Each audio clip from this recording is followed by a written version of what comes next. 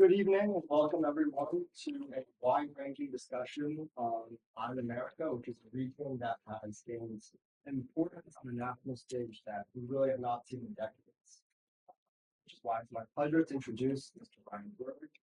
He is the director of the Americas program at the Center for Strategic and International Studies, an expert on U.S. Latin American relations, defense policy, and transnational environment. He has held research positions at the American and the University of Oxford and People testified for others. A Fulbright scholar, foreign relations currently. He was a PhD at Oxford, Georgetown, and was fluent in Spanish and Portuguese. So now I'm going to write to Nicolas. So it's discussion. Yeah. Welcome tonight, Dr. Berg. Tonight we're going to talk about a few wide-ranging subjects, almost all of them related to foreign politics in LATAM. So to get this conversation started, I would like to ask you about Venezuela. So right now, the Trump administration has a very strict immigration policy, but there are also many challenges that comes with immigration policy, especially when you are talking about adversarial nations that have migrants in your own country. So what is the Trump administration position going to be on Venezuela? So far, the Trump administration has had a few different policies on Venezuela. That is to say, it appeared as though they were going to start on the footing of some kind of rapprochement with the regime, finding some kind of common ground so that the regime, which previously was considered to be recalcitrant by the United States, that's the term we use for governments that don't take back or repatriate their nationals, to a regime that actually does take back its nationals and was actually paying for the flights to take back Venezuelan nationals. Yesterday, the administration announced that the license, President Trump referred to the license that was in place from the Biden administration from November 26th, 2022. There was only one license from the Office of Foreign Assets Control that went in 2 days after Thanksgiving in 2022, and only dorks like me actually read it 2 days after Thanksgiving, and that was the license for Chevron to continue operating in Venezuela. So the policy change that we seem to be affecting now is that the administration is clamping down on foreign and U.S. companies that are operating in Venezuela in an effort to try to reduce the financial lifeline that the Maduro regime has, most of it coming from the agreement for Chevron to continue operating jointly with PDVSA, which is the Venezuelan state-owned company. So that's a lot of movement in only 6 weeks in office, right? We've gone from a visit from the special envoy to set up what looked like a migration deal to a removal of a license in a 6-week period of time. The license deal, although very important, it's very significant. Chevron produces about 20 to 25% of Venezuela's oil in conjunction with PDVSA, depending upon the day that you look. Venezuela is producing between 850, 950,000 barrels of oil per day. Chevron is producing around 200, 250 of that. So much so that Venezuelan economists started referring to el efecto Chevron, the Chevron effect. Chevron is key to reinvigorating or revitalizing the economy in Venezuela. Last year and the year before, they started referring to this because of the importance of the Chevron license to actually getting Venezuela to grow again. Now, it could be devastating if the Trump administration follows through with this policy statement that it made yesterday, but it's not so easy. On the 1st of March, the president has signaled that he will not renew the license, but the way that the license is set up is important. The license is set up such that if it is not renewed every month, in other words, if you don't actively take action to say it's not going to be renewed, it's automatically renewed for another 6 months. If you take action, as the Trump administration has pledged it will, to say we're not renewing this license, there is a 6-month wind down period. So that gives 6 months for Chevron not just to stop its activities in the country, but also for the Trump administration to negotiate a new license some other arrangement, some different approach to Latin America. So on the one hand, we've had the visit and what looked like a rapprochement. On the other, we had the policy that was announced yesterday. I think it's difficult to tell where exactly we're going to land on Venezuela. They're still figuring out certain things, but there could be something in between, because the Trump administration may well come up with a new license in this 6-month period of time. We just don't know. And things are moving at Trump speed, which is to say, really quickly. So is this a sort of carrot and stick situation, perhaps? It could be. Interestingly, when President Trump announced by Truth Social that he was removing the license, he said that the Venezuelan regime had not sent enough planes to the United States and that they had not removed or retaken their people fast enough.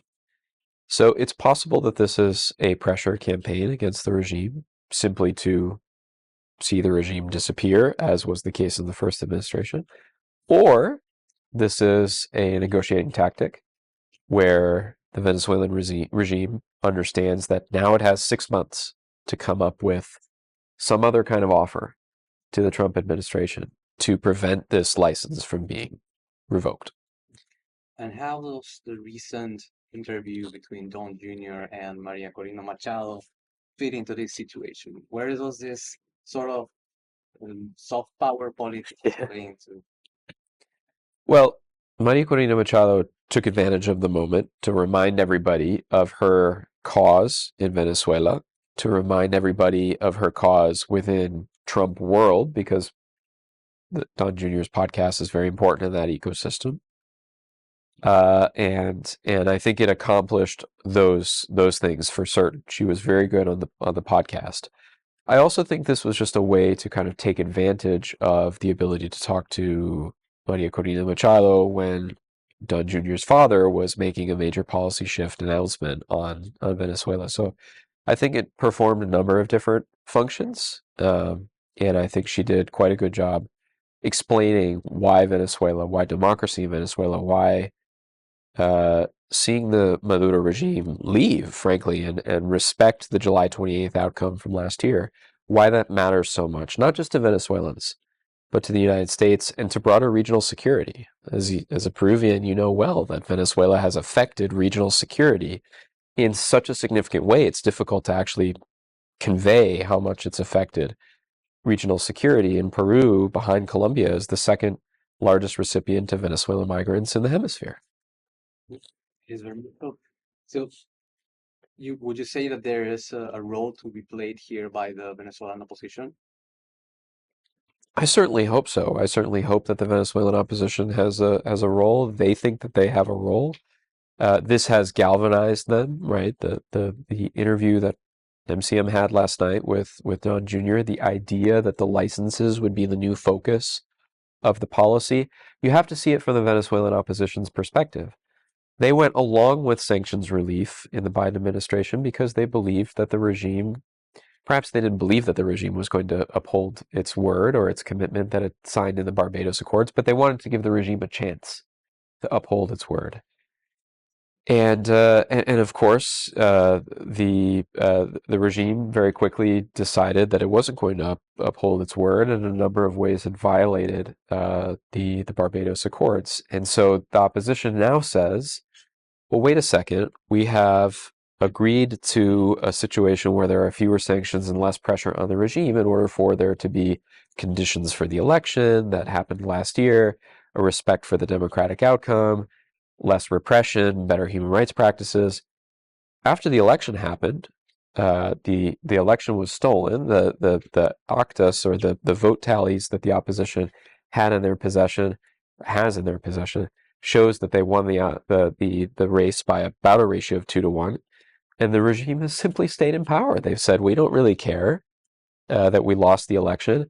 This was all kind of a sham in the first place, and they announced some alternative numbers at midnight on election day, and those have been the numbers that they've said are true, which don't align with the vote tallies. So the opposition, I think, rightfully says, well, wait a second, all of the things that the regime said that they were going to commit to get the sanctions relief, they have not actually followed through on. So what are we doing here by allowing Chevron to continue operating, and European firms, by the way, with PDVSA, not just Chevron, but other firms from Europe and India's Reliance as well is operating there. So I think the opposition makes a good point. I think that this could herald a greater role for the opposition in Venezuelan politics. I think it just remains to be seen. Is it the approach we saw in the first 3 weeks of the administration? Is it the approach that we saw in the second 3 weeks of the administration? Or is it going to be something in between? And for the life of me, I just can't figure out exactly where the administration is on Venezuela. It's very difficult. Given the level of corruption and illegal economies that exist right now in Venezuela, even if the opposition managed to get into power, announce the Maduro regime, do you see a way that regional security can be improved by this change? It's very difficult. The opposition has working plans. They have ideas for how to recover the country, both economically and in a security sense. All of those plans look very good on paper. They've been prepared by smart people. They've been reviewed. They've been presented on the campaign. But one thing is to present a plan. The other is to actually govern a country that hasn't been a fully functioning state for decades, right? And furthermore, there's going to be, I think, a whole host of criminal organizations and other groups that are very loyal to the current regime that will be working tooth and nail to try to make sure that the opposition government, if it ever gets in power, fails, right? Criminal organizations in border regions with Colombia, criminal organizations that operate in the illegal mining regions in Venezuela, criminal organizations involved in drug trafficking, human trafficking, and all sorts of other unsavory activities. It's not going to be easy if the Venezuelan opposition ever takes over. It's not going to be a walk in the park. And they've lost 8 million Venezuelans, right? So a lot of your human capital has left. And a lot of that human capital says it will come back if Venezuela has a regime change or a democratic transition. But not all of it is going to come back. And that's a huge loss for economic productivity and the ability to redevelop the country. So it's a long-term project. It's going to be a very, very weak and fragile state if the opposition ever gets a chance to govern. And there are going to be groups actively working within the country to undermine it.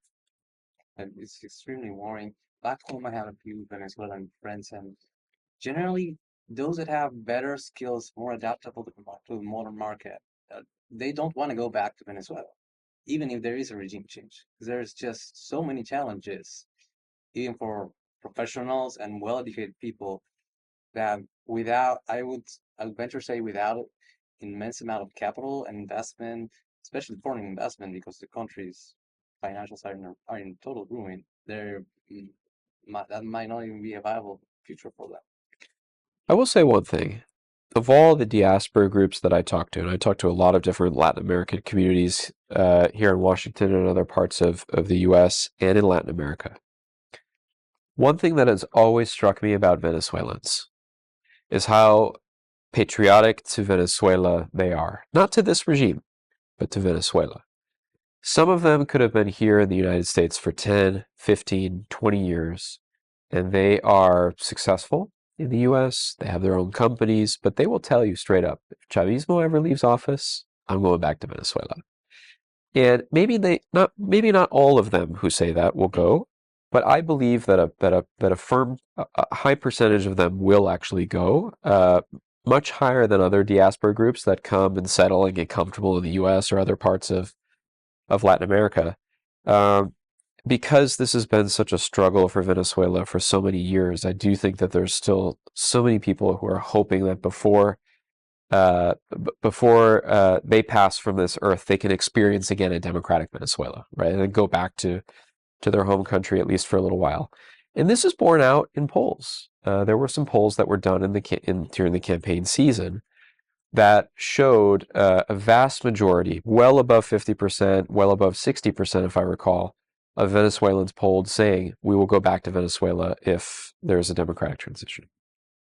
That's one point. It would be amazing, especially given how much xenophobia has risen in Latin America, in Colombia, in Peru, in Chile.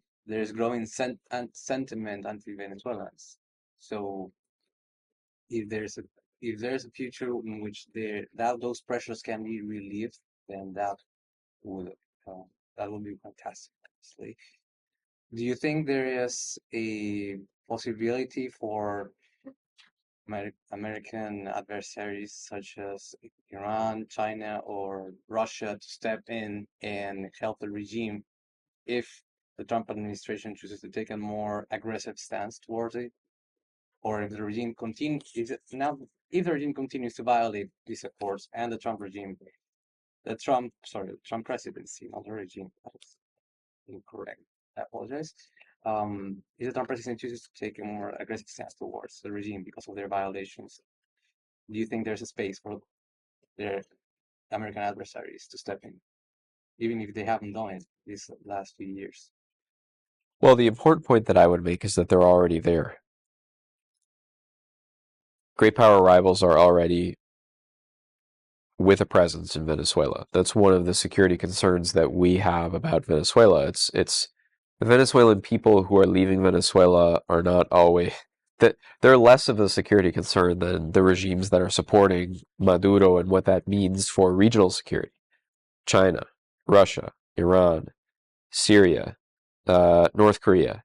These are all the regime's friends in the access of authoritarians helping each other around the world, not just on survival skills, but also flouting sanctions and doing other types of things to try to hang together. They know they'll either hang separately or hang together. And so I would argue that those actors have already thwarted some of our efforts, especially in the first Trump administration, to U.S. efforts to contribute to a democratic transition. There was one moment in particular when the Trump administration, and this is not inside baseball, this is public, Secretary of State Pompeo said, we think we had enough pressure. The regime was disposed to leave at one point. They wanted to find, where can we find our spot? Is it Havana? Is it Managua? Is it Qatar? Is it Russia? Where do you want us to go? But we want, immunity, right? And let's start having those conversations. And according to the way the former Secretary of State Pompeo tells the story, the plane was on the tarmac for Maduro. And who pushes him back, according to the way that Pompeo tells the story? The Russians. They say, no. Your regime is more secure than you think. We've got this. The Cubans are here. We're here. The Chinese are here. You're going to stay. I don't know whether that story is apocryphal or not, right? But that's at least how it's been presented in terms of the point of maximum pressure, and then the Russians come to save the day, according to that story. So I would argue that they're already there. And if we ramped up pressure again, they would continue to be there for the regime. The regime would lean into those partnerships. They would have no other choice but to lean into those partnerships. Now, the geopolitical context is different than in 2019. Russia has let Syria fall, right? That was huge. Maduro did not sleep well at night in November, December, when al-Jolani was making his march on Damascus, right? Russia is consumed with Ukraine, right? So it doesn't have the same level of resourcing and or attention that it can pay. Cuba is in a very bad situation, right, where it is not getting as much energy support from Venezuela, but also it's worried about its own internal domestic security and not able necessarily to export some of that security provision to its friend in Caracas. So that basically leaves China, maybe a little bit of Iran, but Iran has never been the linchpin to all of this anyway. So yes, the authoritarian rivals will be there. They'll be there to support Maduro, and I think they'll be there until the end. But they don't have the same capabilities in today's geopolitical context. So China has been building capabilities all around the region. How do you see their investment in strategic force? So is that a way that allow them to exert more pressure against countries in the region or Venezuela in any way? So I was on the Hill 2 weeks ago in front of the Homeland Security Committee testifying on Chinese activity in ports in the Western Hemisphere. So this question is fundamental. It plays into what the president has been saying about Panama, right, and the Panama Canal, which we can get into if you want. And I think it's clear that the way we see it is that the PRC has been there to offer a lot of development assistance with respect to ports. That's our fault, right? We've allowed a strategic vacuum in Latin America that the PRC has taken advantage of. Pure and simple, right? We've been off in other theaters of the world, focused on other stuff. We haven't been focused on our neighbors here in the Western Hemisphere. You're from the region. You know this argument well, right? The U.S. says, oh, we're good friends. We share a hemisphere. You know, all this investment, all the free trade architecture that the U.S. has with a number of countries in the region. On the Pacific side, every single country except for Ecuador, from Mexico down to the Patagonia. And yet, we often think that we're being this great friend, we're attentive, we're offering tons to the region, and the region feels otherwise. And so what's happened over the last 20 years, the Chinese have expanded their influence dramatically. And only one of the areas, but an important one, is in ports. And the reason that it's important, I think, is two or threefold. First, ports have the potential to rewire trade. So if you have a Chinese port, take for example Chancay in your home country of Peru, which is, if it grows to the biggest extent that the Chinese say it's going to be, it's going to handle about 3 million TEUs. Those are 20-foot equivalent units, right? It'll be the third largest port in Latin America, behind Santos and Manzanillo, if I'm not mistaken, is the second. Yep.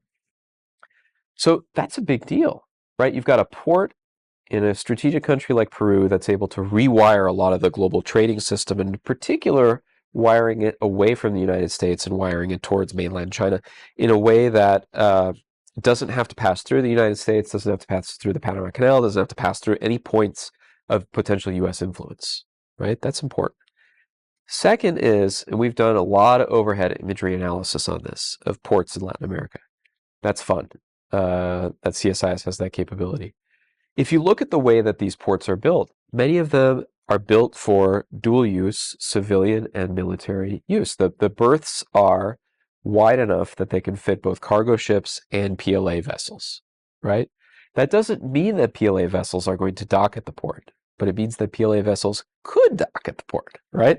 And so in any sort of conflagration or conflict context, we worry about ports and a network of ports where the PRC has investments in like 130 ports globally, that those could become militarized or strategic assets in any kind of a conflict context. So we worry about that with respect to ports.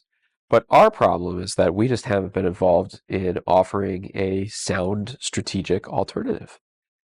And so we are left in the unfortunate position of asking Latin American countries not to partner with the PRC, but also not offering any alternative.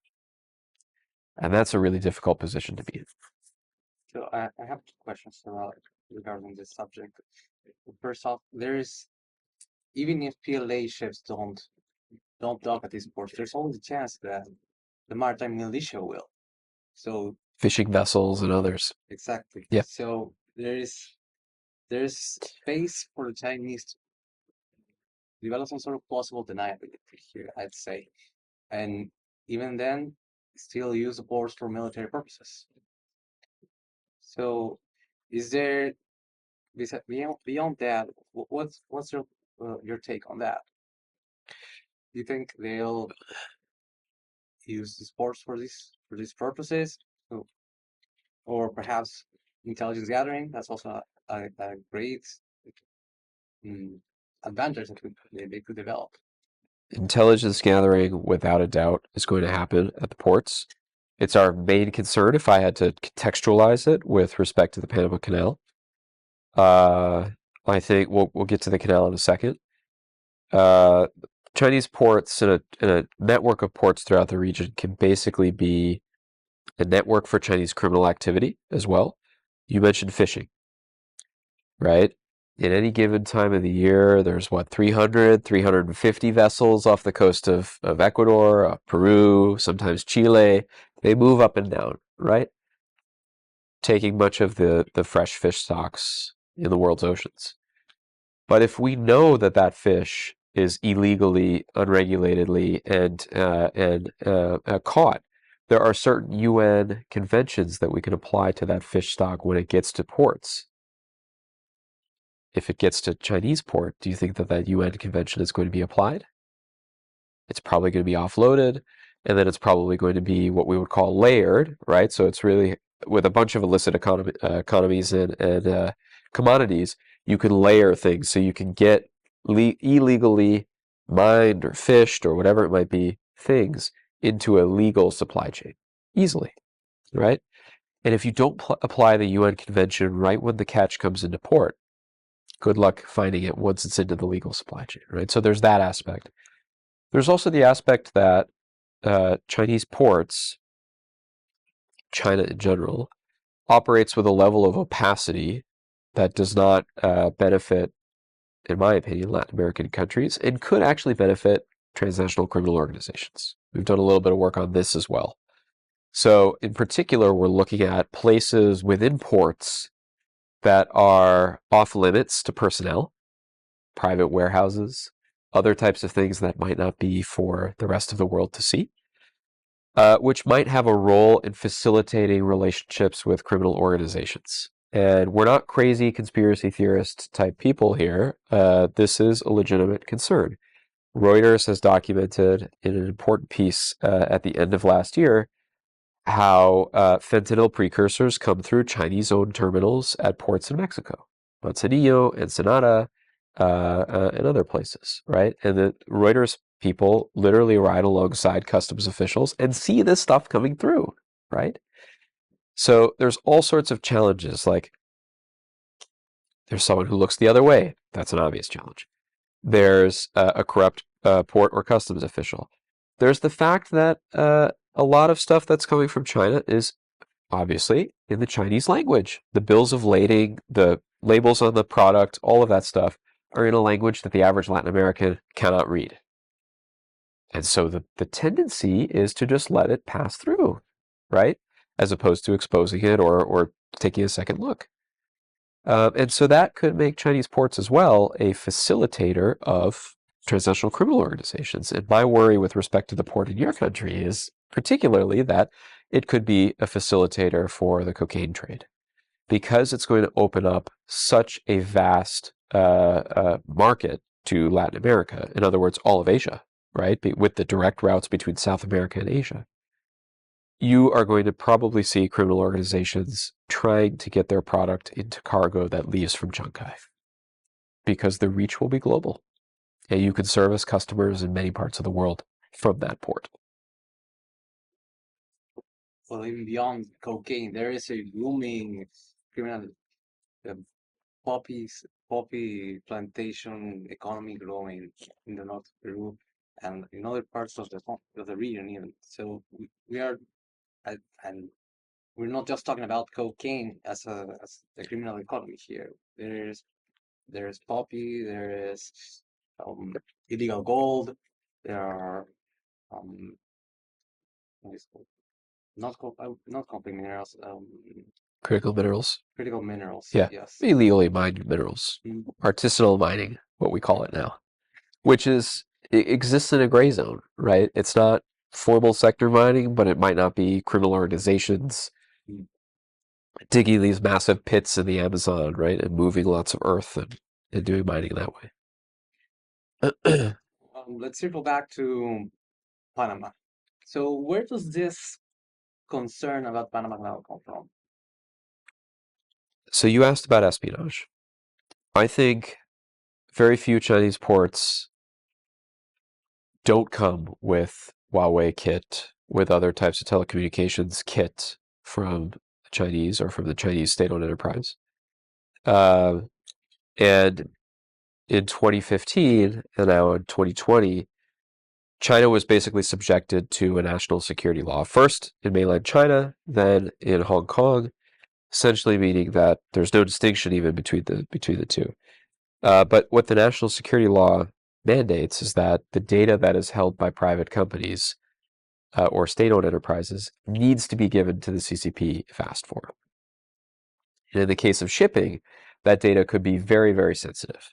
It could be how much of something, when, what are the vulnerabilities, how is the United States shipping things. We are the greatest user of the Panama Canal. About 40% of the traffic that goes through the canal is U.S. bound. So what that means is that as we're entering this world where we're trying to build economic security, we're trying to build more secure supply chains, we're trying to decouple or de-risk ourselves from the PRC. PRC companies, mainly a Hong Kong-based company, Hutchison Ports, have the concessions at the strategic approaches of the Panama Canal. Balboa in the Pacific side and Cristobal in the Atlantic side. That data can be really, really important in a context that we hope to avoid, but we might enter into at some point.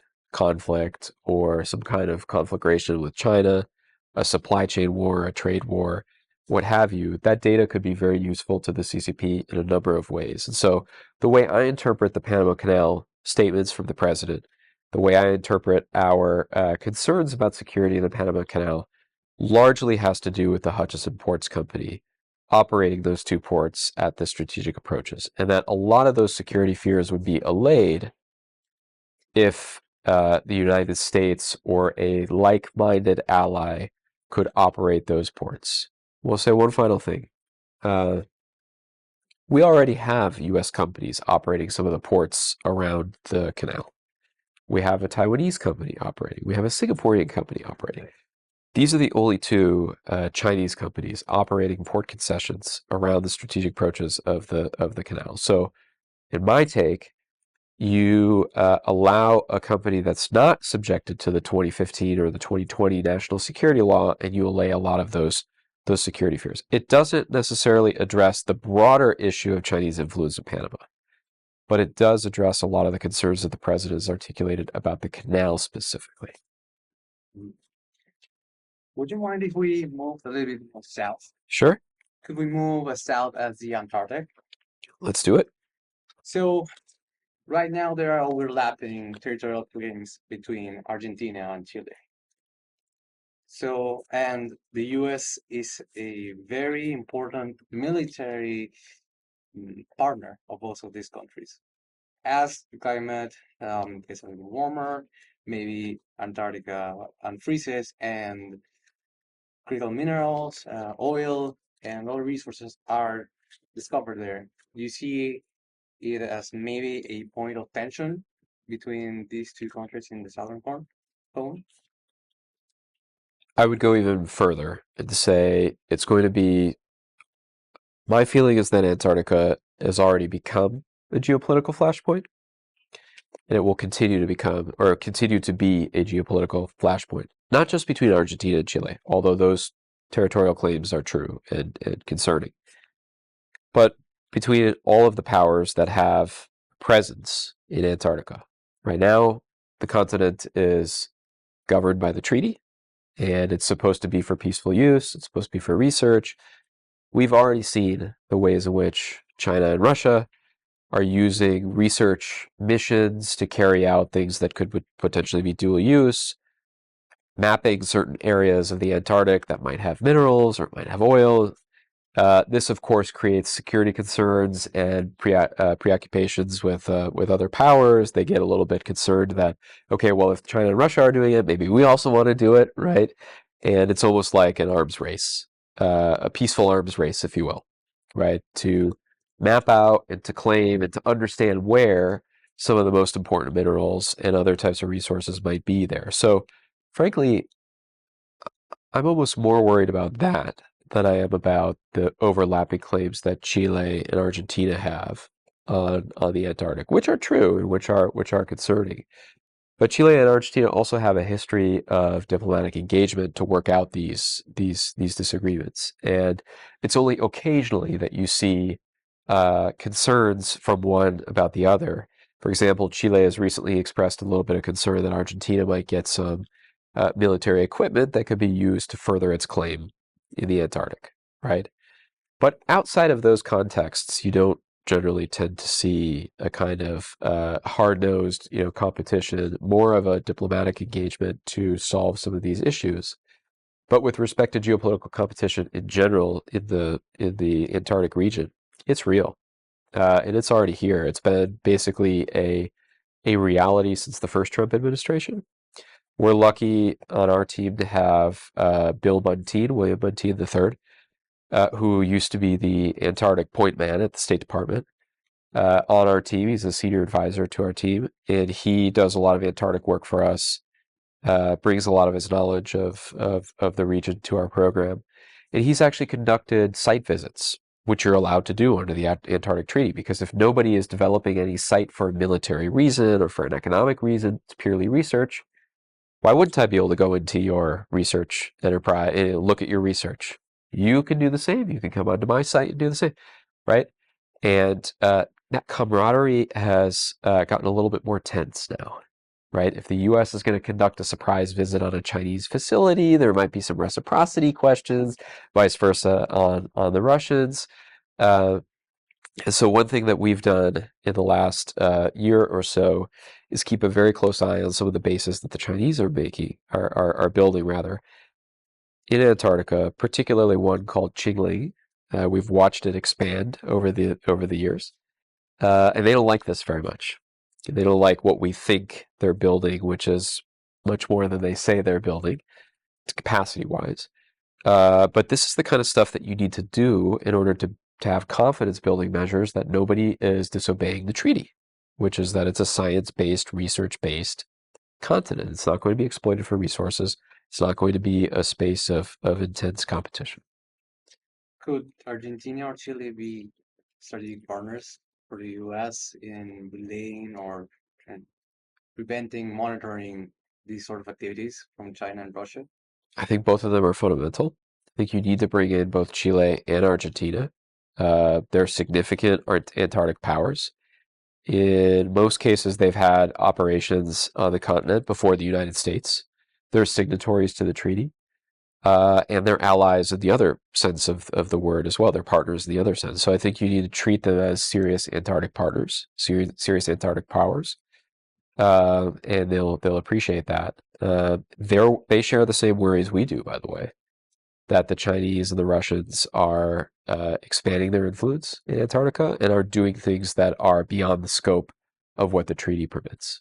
So it's in their interest, just as it's in our interest, to make sure that everybody abides by the treaty and to have one place left on this earth that's not dominated by geopolitical competition. Well, thank you very much, Dr. Berg, Yeah. for your minimal conversation. This has been most informative. Our officers are very glad to have had you here today. Is there any last words you'd like to let them? Is there anything else you'd like to let them know? I would just say that usually Latin America is not the region that gets the most attention. For various reasons, we're getting a lot of attention right now. And this is our moment to be able to correct some of the past mistakes that we've made. We have a focus on the region. We have a Hispanic Secretary of State who wants to spend lots of time in the region. There are many ways that I could go into where the America First foreign policy, I think, intersects with Latin America. And the region and the U.S. should take advantage of this opportunity to develop a deeper relationship, one that we always talk about having, but one that we've never been able to fully realize. So that's my hope for the next 4 years. We're only 6 months into this experiment. We haven't seen it yet, but we still have 3+ years to go. And my hope is that if you have me back in 4 years, I'll be able to sit here and say, we developed a much deeper, more strategic economic relationship with the region where we've gotten past some of our previous barriers to engagement, and we have a much closer, more functional relationship. Okay, thank you very much. Could we open up the floor Sure, for some questions? sure. You might.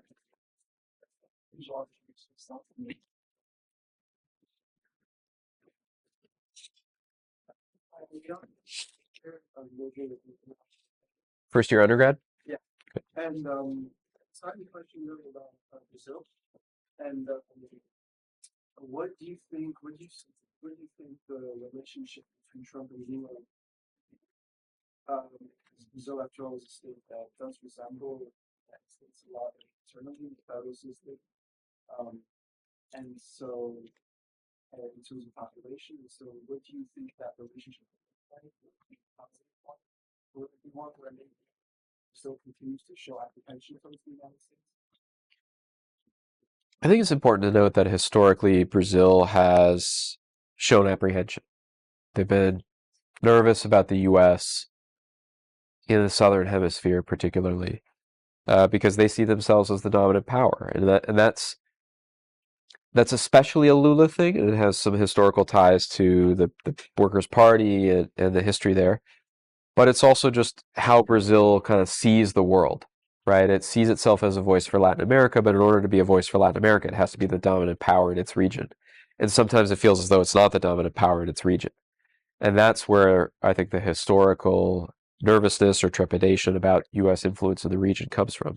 On top of that, you can put Lula's, his own personal history with the United States and his concerns about the U.S. and his desire to kind of hedge between China and the United States, and you get a difficult situation. Lula is a difficult person to engage because when we want to talk about trade, for example, there's not that much to talk about because Brazil's economy is very closed. It's very difficult to operate there. They're unwilling to make certain reforms that we wanted to make with them. They're not interested in a trade agreement. Neither are we. So what are we kind of talking about on that level? On security, we could cooperate with them a little bit there, and there's some stuff that we could do, but there's also a sense in Brazil of kind of national pride. Like, why would we need to have Bureau of International Narcotics and Law Enforcement come in and try to help us with our transnational criminal organization problem because we can do it ourselves? There's all the stuff internationally where we don't agree, right? Brazil's far closer to China and to Russia than we are. They don't see the international order the same way we do. They've had complaints for a long time about the way that the World Bank, the IMF, the UN Security Council, and all that stuff works. So it's really difficult to have a good relationship with Brazil in the best of times, right? A lot of it gets done below the hood, below the radar, in the institutional level, right? We've got a U.S.-Brazil CEO dialogue, U.S.-Brazil security dialogue, U.S.-Brazil trade dialogue. All that stuff helps to further the relationship, even if the top-level relationship is not super good. I think with this administration, it's going to be even harder. And the reason is that a lot of folks in the Trump administration see, you mentioned that Brazil sees a lot of parallels with the United States. The United States sees a lot of parallels with Brazil, especially folks in the Trump administration. So, for example, they invited former President Jair Bolsonaro to come to the inauguration. He wasn't able to come because the authorities have taken away his passport, right? Now they see, folks in the Trump administration see that that they are prosecuting or likely to prosecute Bolsonaro for the claim that he participated in a plot to commit a coup, up to and including poisoning Bolsonaro, the vice president, and a particular Supreme Court Justice, Alexandra de Moraes, who is a particular thorn in the U.S. side for a number of reasons. On top of all that, you've got issues of free speech and how Brazil regulates social media and speech. And so what I'm saying is there's a catalog of issues that make it very difficult to have a productive relationship with Brazil. So what I'm predicting is we may not have that deeper relationship with Brazil at all, right? We may just kind of avoid one another. And the U.S. might work on other countries, their relationship with other countries, as opposed to focusing very much attention on Brazil. And frankly, that's maybe a good thing, at least until there's elections in Brazil, which are supposed to happen next year, where I think the right is poised to win. We might have a closer working relationship at that point in time, but as long as Lula is president, I think, and there are issues around speech and social media and U.S. media companies being asked to regulate themselves and work in Brazil and so on, it's going to be very difficult. It's going to be very difficult. Hello, my name is Donald Webster. I'm a finance major with a minor in Chinese to give you a hint of what my topic's going to be on. You talked briefly on the investments that China's doing into South America, and I was wondering if you could take a step back and more talk broadly about great power competition and how U.S.-China rivalry would look in the region, especially compared to, let's say, the Cold War. Great. So China's interest in the region, in my opinion, is maybe twofold. First, historically, China's interest in the region has been about food, critical minerals, trade engagement. It seems that a lot of the relationships that it has in the region begin with an initial economic foray into the region, and then it develops in other strategic sectors, right? You go from the economic engagement to, oh, all of a sudden you've got a Confucius Institute in your country. Oh, all of a sudden you've got exchanges between journalists and in your country in China. All of a sudden you've got IMET, International Military and Education Training. You've got your generals going to train on doctrine in Beijing and so on. You've got the International Liaison Department reaching out to major political parties in your country. What I'm saying is that the economic engagement usually is the first foray, and then the doors open from there. And there are other strategic approaches, other strategic goals that then become developed. I think long term, the goal of the region is the goal of China rather is not to make every single country in the region prefer China as its preferred partner or have China as its preferred partner. It's to neutralize the region. And what I mean by that is if you think of, say, the region's role in Ukraine. We just did a piece on this on Monday because it was the anniversary. The region hasn't been all that active on Ukraine. In fact, in many ways, they've been repeating some of the standard talking points of the PRC or Russia, some of the countries. That is, in a sense, taking a preview of what neutralization looks like, which is to say, on an important global issue like the war in Ukraine, you would expect 35 countries in the Western Hemisphere, 2 are Canada and the US, so that's 33 Latin American countries, Latin American, Caribbean countries. Most of them are democracies, right? At least 31 of them or 30 of them are democracies. All of them have the tradition of using international law to reduce power asymmetries, abiding by the UN Charter, and a heavy focus in their foreign policy on territorial integrity and sovereignty. And yet, how active have they been on Ukraine? And those issues are like literally a checkbox, a set of checkboxes for Ukraine, like territorial integrity, violated. Sovereignty, violated, right? International law, violated. UN Charter, violated, right? You would think like, oh my gosh, Latin America is going to be this region for the United States in pushing for Russia to go back to Russia, that Latin America would be very vocal in this effort because it aligns with all of its foreign policy priorities, and yet it hasn't. Very few countries have taken that position.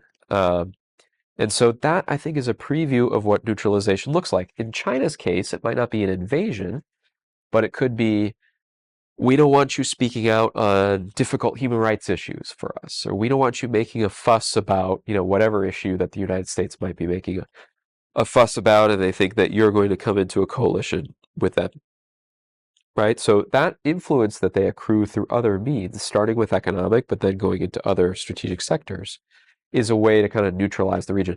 Maybe they'll get some countries in the region that actually prefer working with China and that China becomes their preferred partner.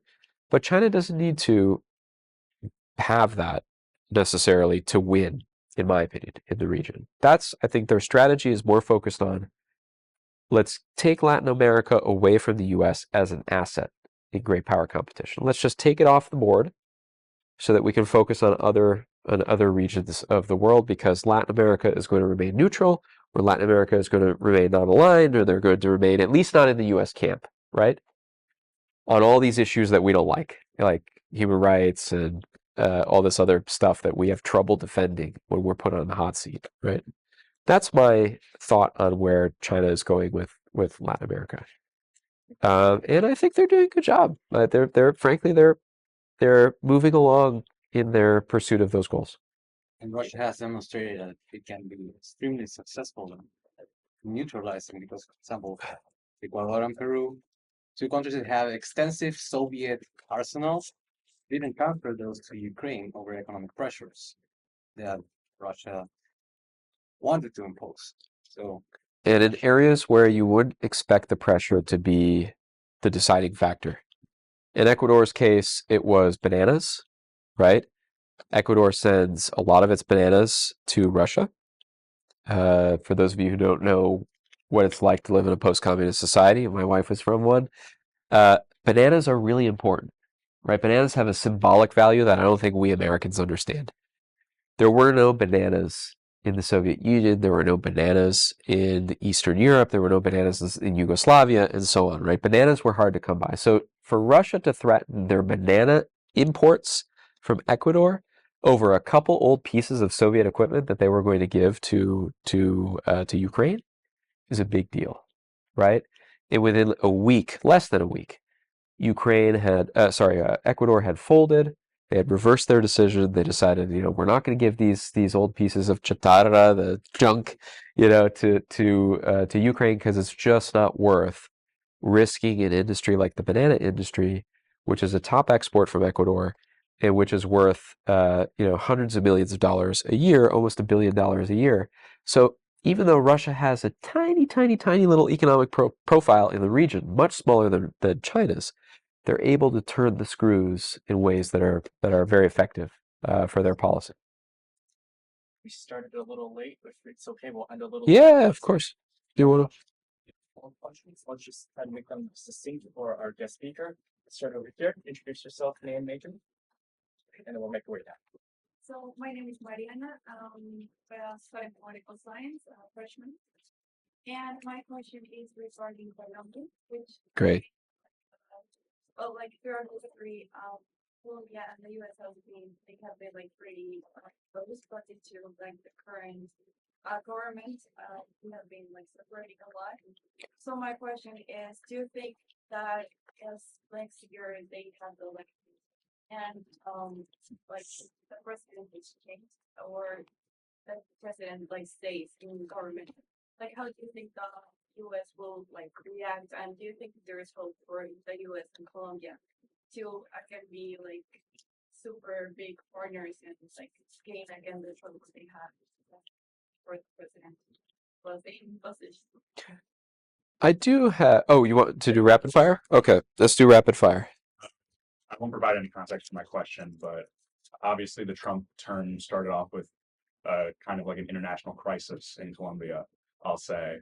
But on the other hand, just a couple weeks after that, they earned a huge success in Panama with them unenrolling from the BRI. So my question was, what did the U.S. do right in Panama that it didn't do in Colombia? And what can that teach us about the future of Latin America and the greater region over the next 4 years? Great question. Hi, my name is Brady, and the question was, what are China's motives for enabling and facilitating these transnational criminal organizations, and do the motives go beyond just fueling chaos in the United States? Okay.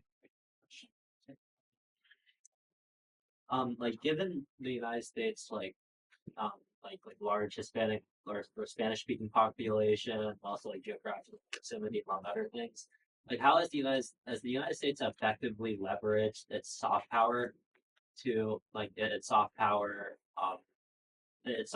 like in like to get like Latin America aligned with its interests, or do you think it has failed in that regard? Great. Those are the four? That's Okay. I'll take the last one first. The answer is no. A stat that I love to throw out. The U.S. is the fourth largest Spanish-speaking country in the world. That's a fact. The only countries that are larger, Mexico, Colombia, Spain, right? So, and I'm talking about like proper Spanish speakers, like our friend Nicolas here, right? Not like Gringo Ryan who has an accent when he speaks, right? Okay, Spanish speakers, right? We have like 45, 50 million people in the United States who are Spanish speakers, right? We're the fourth largest Spanish-speaking country in the world. I don't think we've taken advantage of our soft power in ways that help countries remember that we're far closer to them historically and culturally than they are to China, or to Russia, or to any other great power that's trying to encroach on the region. And we're sitting here in a university classroom. All of the soft power stuff that we used to care a lot about, like we've kind of stopped caring about it, or it's become increasingly difficult to leverage, to use. Like, how easy is it as a Latin American to study in the United States these days? It's pretty hard, isn't it? You got to get a scholarship. Most people can't afford it. They've got visa challenges, right? Like, it's not easy, right? But one of the main questions that we ask when we go to a lot of Latin American countries is, where do your elites study? Who do you buy your weapons from, right? And whose TV programs do you generally tend to watch if you watch foreign language stuff, right? Or whose whose movies are in your cinemas, right? Even if they're dubbed. The answer used to always be the United States, right? And it's changing. It's changing. You got a lot of people who are studying in other parts of the world because it's cheaper, it's easier. There are scholarships that are more plentiful, and in some cases, people feel more welcomed. So I worry about all of that. That the connectivity stuff that we can build on, we're not doing a good job, or we're not taking full advantage of the fact that we are becoming more and more familiar as a country to Latin American nations day by day as we continue to grow our Hispanic population, and the number of people who speak proper Spanish in this country continues to grow.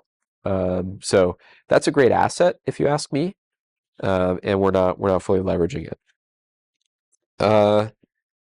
So China's motives for having relationships with transnational criminal organizations. So it's not clear to me if the Chinese state has relationships with Latin American criminal organizations. There are clearly criminal organizations in China that probably do have relationship with the state, but that's not my bailiwick. That's not my expertise. What I spend a lot of time focusing on is criminal organizations in Latin America that generate profound insecurity and violence, pockets of violence in a number of countries. And those organizations tend to have a link to Chinese organizations, which may or may not have a link to the state, right? But they use those Chinese organizations for a number of things. Like right now, it's money laundering. It's also wildlife trafficking, bartering for certain. Like, there's a great Washington Post article from earlier this week about jaguars in Suriname, right? We don't talk about Suriname very often. I've never been to Suriname, right? Most people in this room probably have never been to Suriname, but country in South America that happens to have parts of the Amazon, and there's a thriving, apparently, jaguar trade there, and the PRC is at the center of all of it, because China, mainland China, is the destination country for a lot of the parts of exotic animals in South America that are part of Chinese traditional medicine, and that Chinese criminal groups are bringing back to mainland for crazy amounts of money, right? And in exchange, what do Latin American criminal groups get? They get precursors for synthetic drugs that are then either shipped to the United States or to Europe. And that seems to be the general trade. And so the big question is, how much of the Chinese state is in on this? And that's a question that's quite explosive, potentially, because we may not want to know the answer to it, in the sense that if the Chinese state is in on it, what do we do about it, right? I think certainly with respect to fentanyl precursors, the Chinese have been intentionally kind of lax about their enforcement domestically, about their chemicals industry, which has allowed a lot of it to get to Latin American criminal groups. But what is 100% clear is that Chinese groups are operating in Latin America. Chinese groups have relationships with TCOs in Latin America, and that relationship is very important for all sorts of reasons, but most importantly, I would say, precursors for synthetics and wildlife trade. And in exchange, Chinese groups launder the money. And they're cheaper. That's the big thing. They're cheaper than a lot of other groups. So they've undercut the market. And they've managed to launder money in amounts that are way bigger than other groups were able to do. Panama versus Colombia. So what did we do right? What did we do wrong? I don't know if the two situations are really analogous. I think it's kind of an apples to oranges comparison. we were always going to have a difficult relationship with Petro. The Biden administration had a difficult relationship with Petro. He's not a particularly warm and fuzzy guy. He's not a particularly, pro-US guy. Like, usually we could sit back and be like, yeah, Colombia, whoever Colombia elects is going to be a super pro-American guy. Why? Or gal. Why? Because there were always historical ties between the elites in Colombia and the United States. Most of those elites came up through the political classes, so they understood the historical relationship of security cooperation with the United States, Plan Colombia, all of that stuff, and they were very disposed to want to work with us. The Overton window in Colombia shifted a little bit when Petro was elected. Everybody commented on it when he first got elected. We've never seen a president like this before in Colombia. He's the first true leftist president of Colombia with a guerrilla background, right? Those are two things that I think we fail to remember sometimes when we think of him as a politician. The guy, his first job was as a guerrilla. He was part of the M19, right? So he's not particularly warm and fuzzy for the United States, or has, longings for the United States. And as he said recently in his Twitter exchange with Donald Trump, New York bores me a little bit, right? We have plenty of video of him enjoying his time in New York, which of course came out after he tweeted that New York bores him. But that was his approach, right? His approach was, I'm not that interested in having a close relationship with the United States. And his advisors came in at the last second and said, are you kidding me? We have to have a good relationship with the United States. This is insane. We can't go into a tariff war with the United States. And so they rescued things at the last second. But that situation was one of provocation, right? Petro wanted to provoke. I don't know the full story of what happened there. Many people are speculating about certain things that could have happened before he sent out the tweet, but the guy sent out a tweet at like 4:30 in the morning on a weekend after he had given permission for the US to have these planes leave, that they should instead turn around and go back, right? So you can understand already you're going into a situation where the president is upset, President Petro is upset. Both are, going to into this situation, which is very potentially flammable, explosive, and that was the context in which this 12-hour feud, let's call it, took place. In Panama, the Panamanians wanted us to come down there. They wanted to talk about the Panama Canal. They may not have liked the rhetoric about taking over the Panama Canal, but they welcomed the U.S. visit, and they wanted to work out sort of, what are we getting at here? What are your U.S. red lines? What are you actually trying to get after? And so President Molino is an incredibly pro-U.S.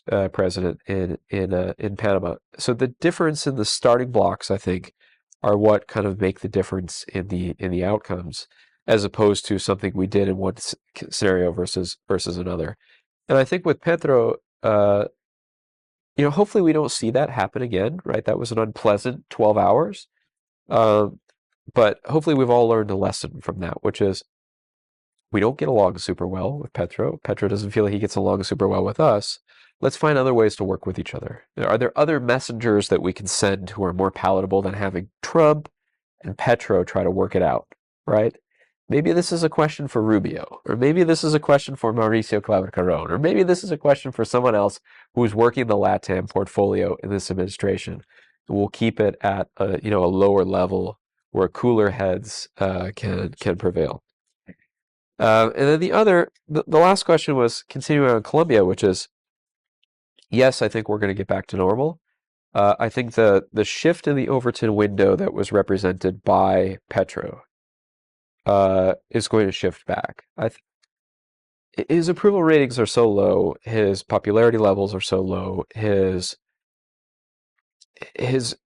it's not even radical leadership, it's just these wild swings in lack of consistency in his policies, I think have led, if I had to guess, would lead the Colombian people to choose somebody who's more stable. That could be a slightly center left or slightly center right person, but I think it's going to be someone who's more back within that Overton window that the U.S. was accustomed to working with in Colombia. And last thing I'll say is, my hope is that at that point, U.S. security assistance is back on the table. The cooperation that we've long enjoyed with our partners in Colombia is back on the table, because I don't like leaving voids that the PRC can fill and that other countries can fill, just we're doing this to ourselves, right? I would prefer that we get back to the sort of historic level of cooperation that we have had with Colombia and have enjoyed over the years, and hopefully having a president back within that Overton window in 26 allows us to get there. We all please join in for a big round of applause for Ryan Berg.